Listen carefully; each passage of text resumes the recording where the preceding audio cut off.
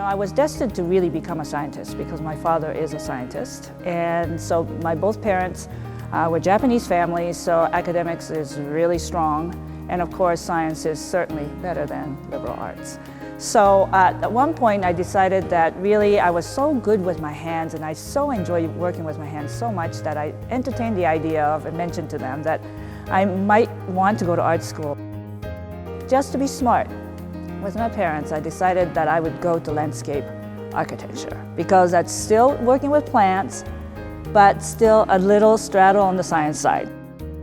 But after I graduated, I basically went into sort of a landscape business, greenhouse business, and grew fuchsias. But it was so seasonal that we decided that we really needed something that was more year-round, so we opened a plant store. And then, because we had a store, we decided, well, why not carry a little bit of cut flowers at the same time?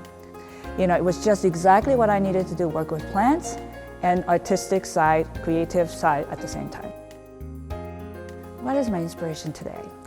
I would say nature, by far. I think that has a lot to do with my roots, coming from Japan and Ikebana side. It's all about knowing the beauty of nature and representing it well. Some of my other inspiration, other than nature, is probably art. Art for art's sake, whether it's paintings, sculpture. Sculpture is very pivotal in my study. I see them to be like vessels. It's like I see an opening and I just want to put flowers in it. The two other very important forces for me is architecture, because it's really about building and construction, and fashion. That's the other side. Because fashion is dressing up that core construction, the architecture. So fashion and architecture actually works hand in hand, because I want to build first and then I want to dress it up after with flowers. When you see a room with and without, you see such a huge difference.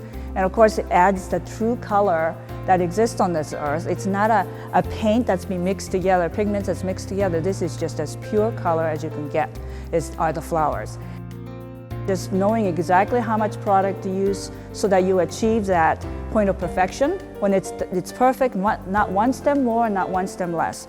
And that's great because that also represents, the economy of things too. Being on the florist side, that if you put one more stem, you're actually giving away one extra flower and losing money, versus one less stem. Well, then if you can do that, then you are an artist when you found that spot that's of perfection.